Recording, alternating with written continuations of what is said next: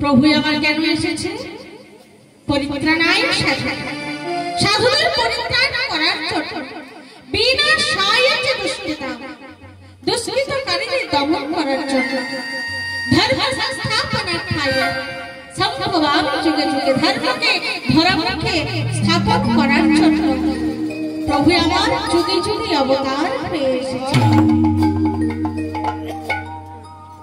এখানে আপনারা তো শুধু একটা কারণের জন্য এসেছেন, কি কারণ?